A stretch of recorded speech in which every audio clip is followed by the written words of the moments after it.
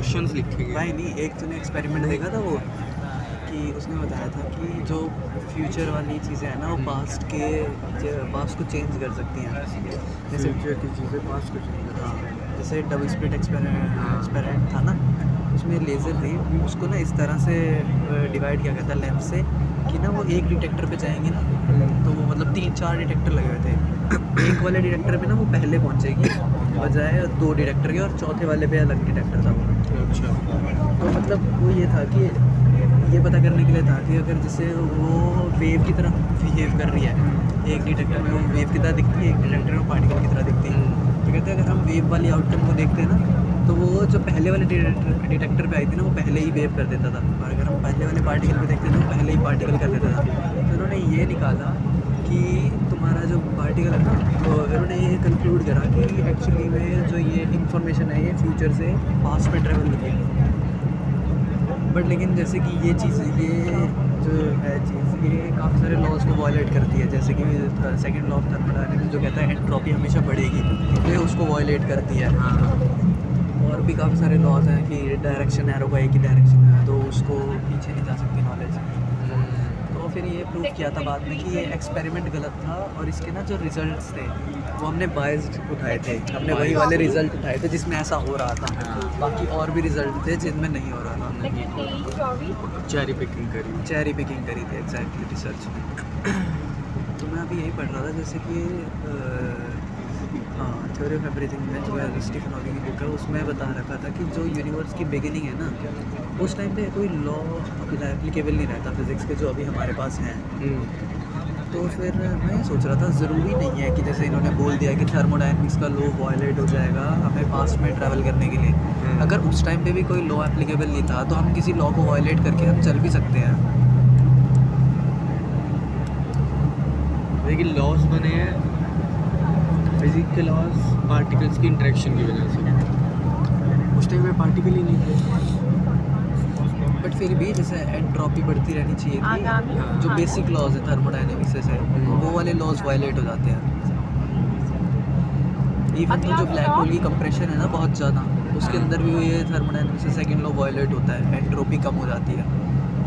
Entropy कम हो जाती जो कि हमेशा बढ़ती रहनी चाहिए थी। एक और रिसर्च देखी थी मैंने, हमें सबसे ज़्यादा दिक्कत पता है क्या है बाहर आउटर स्पेस में, कि हम ट्रैवल नहीं कर सकते, बहुत दूर है। जैसे कि मार्स तक जाने में हमें 8-6 महीने लगाते हैं, बहुत सारे 8-6 महीने लग जाते हैं। तो हमने ना वो निकाला था एक, अभी मैंने लेज़र देखा, वो उस पर काम कर रहे हैं कि जो जैसे हवा ब्लो करके किसी चीज़ को चलाते हैं ना, इसे कहते हैं फोटोन शिप। मतलब एक सेल की तरह, जैसे शिप की तरह जाएगी वो, फोटोन से जाएगी, मोमेंटम एब्जॉर्ब करेगी, फोटोन से मोमेंटम के थ्रू जाएंगी। बट लेकिन ये भी प्रोसेस में है। हाँ, प्रोसेस में लाइट जब उसके ऊपर पड़ेगी तो उसको एक्सेलरेट करेगी आगे, बन जाए तो सही है। ऐसा एक क्वेश्चन होता था एच.सी. वर्मा में। एच.सी. वर्मा में क्वेश्चन ये होता था कि एक लाइट बल्ब है जो कि लाइट एमिट कर रहा है, और वो जो लाइट एमिट करी है, फोटोन्स एमिट करे हैं, वो बल्ब की इनसाइड वॉल पे कितना मोमेंटम एक्सर्ट कर रहे हैं। हाँ, ये वाला क्वेश्चन मैंने भी सुना अभी। ये एच.सी. वर्मा में एक क्वेश्चन क्या है इसका एक्सप्लेनेशन? एक और थी, देख मैं पैराडॉक्स पढ़ रहा था कि मान ले हम अगर टाइम ट्रेवल तो नहीं, उसे कहते हैं इंटरगैलेक्टिक ट्रेवल। अगर हम मान ले पॉसिबल बना भी थे उसे, और सपोज कोई हमसे 2000 लाइट ईयर दूर कोई प्लेनेट है, गैलेक्सी है, हम वहाँ पे जाना चाहते हैं, हमारे पास इतनी टेक्नोलॉजी है कि हम लाइट के 25% स्पीड से चल सकते हैं। तो अगर 2000 लाइट ईयर दूर है तो हमें लगभग लग जाएंगे 8000, कि हम 25% स्पीड से चल रहे हैं, तो हमें लग जाएंगे 8000 साल वहाँ पे पहुँचने के लिए। लेकिन सपोज तूने आधा ही रास्ता पार करा है, तो 4000 ही पहुँचा है, 4000 लाइट ईयर दूर ही पहुँचा है। और इतने टाइम में एक पूरी जहाँ से तू आया था वहाँ पे इतनी ज़्यादा एडवांस होगी टेक्नोलॉजी कि अब तू 25 की बजाय 75% ऑफ लाइट से चलने लग गया। तो अब अगर तू 75% ऑफ लाइट से चल रहा है तो तेरे को 2000 की बजाय 1500 ही साल ही लगेंगे वहाँ पहुँचने में। और जो तुझसे पहले चले थे लोग वो अगले 4000 साल बाद पहुँचेंगे, क्योंकि उन्होंने आधा रास्ता पार कर लिया था। हाँ, वो 4000 लाइट ईयर बाद पहुँचेंगे बात पहुँचे। और तू पहुँच जाएगा 1500। तो जब वो पहुँचेंगे ना, वो देखेंगे कि वहाँ पे ऑलरेडी एक सिविलाइजेशन बस चुकी है। हाँ, तो वही मुझे लगेगा कि नहीं लगेगा कि हाँ ये कोई एडवांस पहले से सिविलाइजेशन थी, हम विजिट कर रहे अलग से हैं। दिखते हैं, मेरे को लगता है एलियंस अलग से मे भी वो हमारी सिविलाइजेशन हो। मेरे को लगता है कि हमारे जैसे क्योंकि जो लाइफ पॉसिबल होती है वो कार्बन के थ्रू ही पॉसिबल होगी। अब सिलिकॉन के थ्रू जैसे उन्होंने मूवी में दिखा दिया था, जो एक मूवी थी जिसमें पता नहीं अलग से एलियंस थे, उनमें लाइफ की जो फर्स्ट मतलब जिस पे बेस्ड थी, जैसे हमारे यहाँ कार्बन बेस्ड है तो वहाँ कोई और एलिमेंट पे बेस्ड सिलिकॉन बेस्ड थी। हाँ, बट लेकिन ऐसा कोई सर्कमस्टांसेस बनेंगे ही नहीं, मेरे को लगता ही नहीं। गोल्डीलॉक्स जोन होता है जहाँ पे ना प्लेनेट इतना ठंडा होता है कि पानी जम जाए, ना इतना हॉट होता है कि सारा वेपर बन जाए। ऐसी कंडीशन तो कार्बन स्टेट में ही बनेगी, जरूरी थोड़ी ना किसी और उसमें बनेगी। गोल्डीलॉक्स जोन में है हम।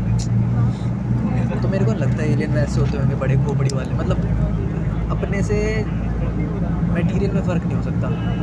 मटेरियल में फर्क, वैसे कैटिनेशन चाहिए ना, कार्बन की वो लिंकेज चाहिए। लिंकेज चाहिए, या फिर एनारोबिक होंगे वो भी, बट लेकिन वो बैक्टीरिया काम इसी तरह करेंगे।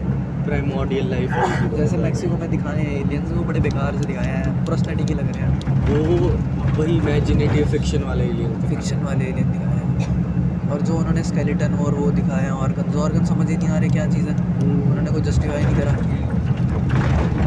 एक मूवी थी अराइवल करके नाम है, उसका बेसिकली कॉन्सेप्ट ये है कि एलियंस आते हैं लेकिन हम उनसे बात नहीं कर पाते। आ तो गए, हमें नहीं पता उनकी इंटेंशंस क्या है, और उनसे बात करने का बेसिकली वो तरीका ढूंढता है उस पूरी मूवी में। ये उसका प्लॉट है। तो उसमें एलियंस एज ऑक्टोपस दिखाए गए हैं, ऑक्टोपस की तरह। ऑक्टोपस को भी काफ़ी हद तक एलियन मानते हैं लोग, बहुत पता नहीं मानते कहते कि ये यहाँ से नहीं बिलोंग करते। काफ़ी स्ट्रेंज बिहेवियर देखे गए। इवन तो जेलीफिश को भी कहते हैं, जेलीफिश इमोर्टल्स होती हैं। जेलीफिश हमें नहीं पता समुंदर में नीचे क्या क्या है। हाँ, अभी तो हमने ओशन को नहीं एक्सप्लोर किया। Deep sea is scary. बाइकों में जब इन्होंने इलेक्ट्रिक बना देंगे ना, बाइकों का वो खत्म हो जाएगा, हाँ, क्रेज खत्म हो जाएगा। है इलेक्ट्रिक बाइक्स भी काफ़ी है बट वो मज़ा नहीं है उसमें, जब तक दुख दुख ना हो, जब तक इंजन की वाइब्रेशन फील ना हो। लोग फील के लिए तो चलाते हैं, लेने का तो मैं बाकी में ले लूँ, लेकिन तो बाइक कहते हैं। जैसे वो BMW ने अपनी इलेक्ट्रिक कार निकाली थी, इंजन की उन्हें आर्टिफिशियल आवाज़ निकालनी पड़ती है। हाँ, क्या फ़ायदा। क्या फायदा।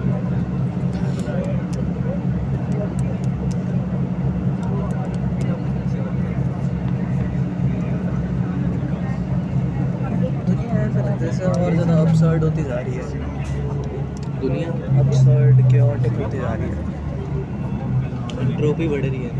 एंट्रोपी बढ़ रही है। ऐसा लगता है जैसे किसी को कुछ पता नहीं है, बस चले जा रहा। देखें तो हम भी बहुत हो रहे हैं टेक्नोलॉजिकली, ऐसा भी नहीं है कि बिना किसी दिशा के बढ़ते जा रहे हैं। नहीं, वो तो है, मैं कह रहा हूँ अपसर्ड होती जा रही है। ये नहीं कह रहा कि डेवलपमेंट हो रही Absurd है, क्या होता है? अजीब सी हो जाती है ना, जी जी, हाँ, उल्टी सी हो जाती है, उल्टी पुल्टी। उल्टी फुल्टी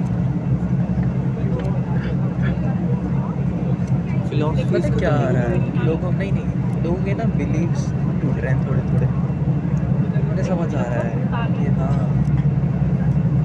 एक्चुअली लोग chaos में है, क्योंकि पुराने बिलीव्स पे उन्होंने भरोसा करना बंद कर दिया। हाँ, वही नया तो। उन्हें कुछ मिल नया रहा कुछ मिल नहीं रहा, और इतनी और नई चीज़ें साइंटिफिकली कुछ ज़्यादा कॉम्प्लेक्स है जिन्हें समझ भी नहीं पा रहे, समझ नहीं।